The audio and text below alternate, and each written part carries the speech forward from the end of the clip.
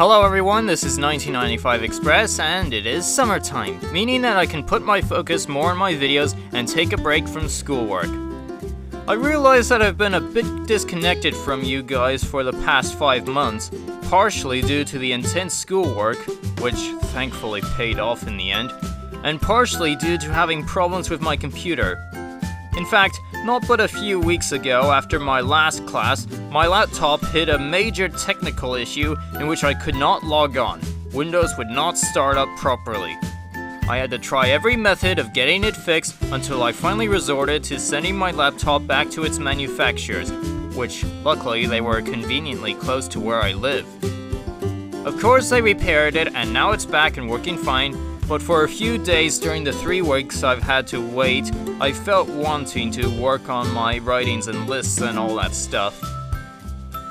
Anyways, I'm here mostly to talk about what videos I'll be working on for this summer. Now, don't expect all of them to come out as I'm uncertain that I'll be able to finish them all. At least, the first few videos I'd be able to finish them, but not the later ones. For the first video, I have yet to release one more video in the Grand Canyon Railway Video Archive series. I was going to release it earlier, but my computer hit this technical problem so I can't, but I'm going to be uploading it later on this week. Next, I'll be talking about a few issues concerning the wiki sites. Both that of the Magic Road Adventures and the official Thomas & Friends wiki site. No, there are no problems with the administrators, far from that, but it focuses more on the liberties that some people have taken to add stuff onto those sites that are so pointless to the subject that it just embarrasses me. Next, hopefully, I will focus on Shed 17 once again, but rather than attack it and warn people not to let their children watch it, I'm going to be talking about the reasons why a great number of people, including myself, don't like it. What did I say about the assault comments? I am not asking for you guys to fight with me. I'm just conveying a message so that there's a better understanding. I don't want to deal with you guys. I get that you like Shed 17, but frankly you're being uncivilized by trying to pick a fight with me, and the excuses that you have written are poorly thought out. I don't want to hear it. One more out of you guys and you're blocked, understand? That's better. No!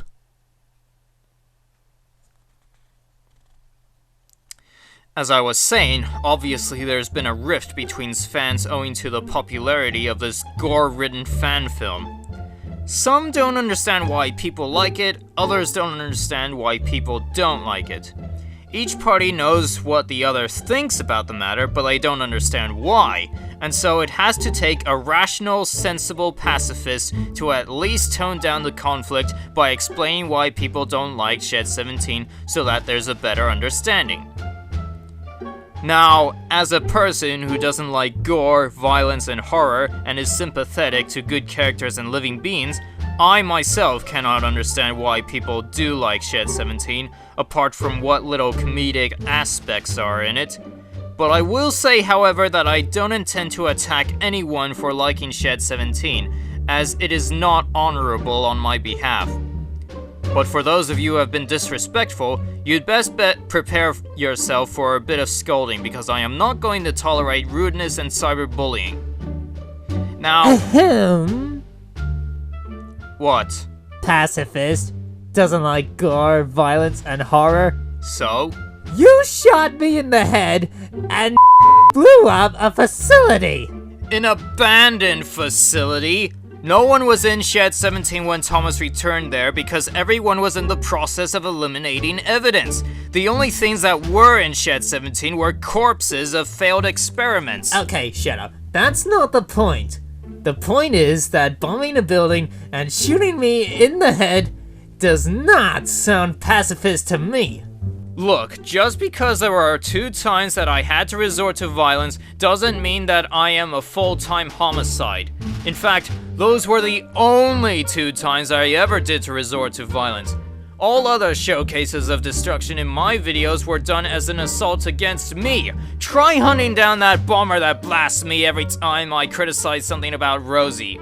I don't know, you seemed pretty homicidal to me at the time. I blew up an abandoned facility full of corpses! No casualties! Think of it as a demolition project. That's not homicidal! Besides, I blew it up to save the life of a tank engine. Do you really consider me to be hell-bent on killing people when I rescued an innocent star-billing blue puffball from facing an untimely cartoonish death? How many other videos on my channel do you recall wherein I finished off someone? What about shooting me in the head? You don't count because thanks to your copying of Captain Scarlet's powers of retro-metabolism, you can't die. So I can shoot you as many times as I want, and I can't kill you. That technically makes me innocent of murder. Yeah, but it does make you guilty of attempted assassination. No, it doesn't, because assassination means killing someone, and I'm just merely shooting you with no intention of you dying from it. You could very well qualify as a volunteer moving target for military practice for all I care. Oh, wait just a beeping second. That reminds me, Mr. Merc with a mouth. Perchance are you related to a Slade Wilson? What, that DC copy of me? Never heard of him. Now that is interesting because I just happened to do some research and found that you were created in 1991 while Deathstroke was created in 1980. So in reality, Wade Wilson, you're only a cheap rip-off of Slade created as a cash-in for Marvel. Zip it, 1995 Express. MadPat said that if you were shot in the frontal lobe, you'd lose your memory. How come you're not a mindless zombie right now? Now hold on! Why do you fantasize about chimichangas? Are you trying to compensate for something having to do with Winnie the Pooh, Bugs Bunny, and Sonic the Hedgehog? Leave my chimichangas! Do you get lawsuits from Spider-Man and Slade for copying their designs? Shut it! Do you wear the costume to hide your identity or your deformities? That's it! I'm gonna kill you, little man. And why do you still have these beeps on? 3 reasons. 1, I intend my videos to be family friendly. There are going to be kids out there who want to watch my videos, so I have to censor curse words so that I don't get complaints from their parents. 2, it's one of my channel rules that there is to be absolutely no cussing whatsoever. So for those of you who have cussed in the past on my video comments, don't do it again. I don't care what you think, this is my channel account, my rules, no swear words. 3, I'm personally against the usage of curse words. It's a bad habit. In fact, it's like the usage of booze, drugs, smoking, prostitution is an addiction that ultimately lands people into severe trouble. Dude, people swear all the time. And it gives them the sort of attitude that could throw them into detention if they're not careful with authorities. Yeah? Well, I'm the ultimate indestructible being here. I can do whatever I want, and there is no one to stop me. Not even a train fanatic YouTuber like yourself. Now you're just making me wish you got your mouth sewn shut again. That does it! Did not see that coming. Fortunately for you, I have other occupations to contend with, so you're off the hook. For now. Oh, by the way, if you do ever come across the Teen Titans, say hello to Robin for me. I'll be in touch.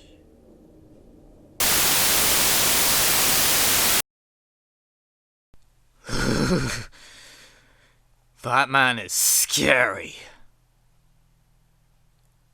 Moving on.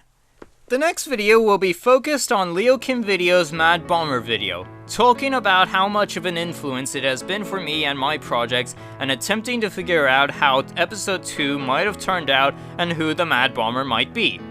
Consider it my tribute video to Leo Kim Video's magnum opus. I do have 2 videos planned in which I talk about Thomas and the Magic Railroad. One of them being a top 10 list about how the director's cut of the film is better than the final cut, and I do plan to release that. The other one I'm considering whether to air or not because it is a bit controversial. Basically, I analyze a majority of excuses people have come up with to make Thomas and the Magic Railroad appear worse than it already is, and I debunk them due to their fraudulence. Now, don't start ranting at me now. Wait until I upload the actual video and see how much in the right I am. I'm certainly rather sick of people criticizing Lady to no end. But I digress. I could try to upload an update video on either the Great Railway Show or the Magic Road Adventures, but at the moment I can't really think of much to talk about, so don't really expect either of them to appear. But if they do, then be sure to look out for the Great Railway Show update on this channel, and remember, all of my videos related to the Magic Road Adventures are being uploaded on my second channel, Indian Valley Railway Studios. So if you haven't subscribed there yet, I welcome you to. I plan on broadening the scope of my videos and exposing more of my talents.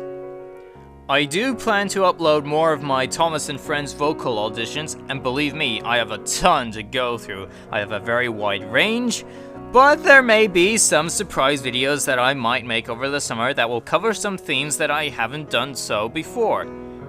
We'll see what I can present. I cannot guarantee that I can release these over the summer depending on whether I can finish them or not, but I'll try to work on Q&A video part 7. I know there are a ton of questions that need to be answered, and I know a lot of you are waiting for my replies for a very long time, so I will at least try to get it released. However, I do have to make it clear that if I announce for a Q&A video part 8, it'd have to be the last one. My schedule is becoming tighter and tighter with each passing year, and I don't think I can devote myself to keeping up with this as much as I would like to interact with you guys. I'm also developing a video in which I discuss about the behavior of people on social media and how people can create good relationships with others and not always get in a riot. It offers advice to both the oppressed and the offenders.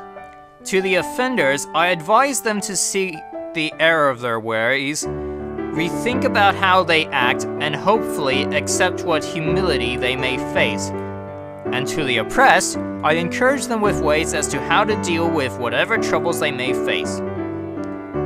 I don't know if the script I have as of now covers all kinds of troubles, so if you're having an issue and would like to know a reasonable way to deal with it, don't be afraid to ask me to cover it. Remember, I am making these videos for you guys. It's the least I can do. Okay, that's all from me, and I'll see you in the next video sometime soon. Cheerio!